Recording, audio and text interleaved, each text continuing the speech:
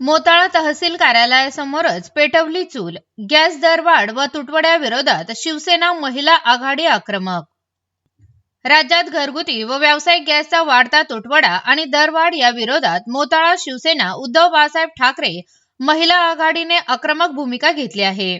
आंदोलनाचा भाग म्हणून त्यांनी तहसील कार्यालयासमोरच चूल पेटवून शासनाच्या निष्क्रियतेचा निषेध करण्यात आला. या संदर्भात तालुका प्रमुख यांनी मुख्यमंत्री यांना निवेदन सादर करून तत्काळ उपाययोजना करण्याची मागणी केली. सदर निवेदन तहसीलदार मोताळा यांच्यामार्फत देण्यात आले.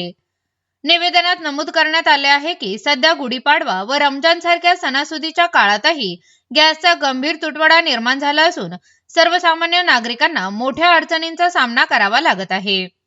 गॅस सिलेंडर बुक केल्यानंतर वेळेवर OTP मिळत नसल्याने तसेच बुकिंग प्रक्रिया सुरळीत नसल्याने नागरिकांना तासनतास रांगेत उभे राहूनही सिलेंडर मिळत नाही.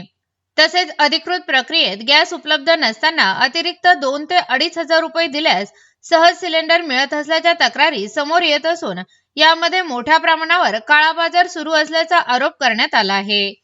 या प्रकारामुळे सामान्य नागरिकांची आर्थिक लूट होत असल्याचेही निवेदनात नमूद करण्यात आले आहे. दरम्यान घरगुती गॅस सिलेंडरच्या दरात करण्यात आलेली 60 रुपयांची वाढ तत्काळ मागे घ्यावी अशी ठाम मागणी करण्यात आली आहे. याशिवाय व्यावसायिक गॅसचा पुरवठा ठप्प झाल्यामुळे हॉटेल, खानावळ व लघु उद्योगांवर गंभीर परिणाम झाला असून हजारो कुटुंबाचा उदरनिर्वाह धोक्यात आल्याचेही निदर्शनास आणून देण्यात आले आहे. शिवसेना महिला आघाडीने सरकारकडे गॅस पुरवठा सुरळीत करणे, बुकिंग प्रक्रियेत पारदर्शकता आणणे, काळाबाजार रोखण्यासाठी कठोर कारवाई करणे, व्यावसायिक गॅसचा पुरवठा तत्काळ पूर्ववत करणे तसेच बाधित व्यावसायिक व विद्यार्थ्यांना आर्थिक मदत जाहीर करण्याची मागणी केली आहे.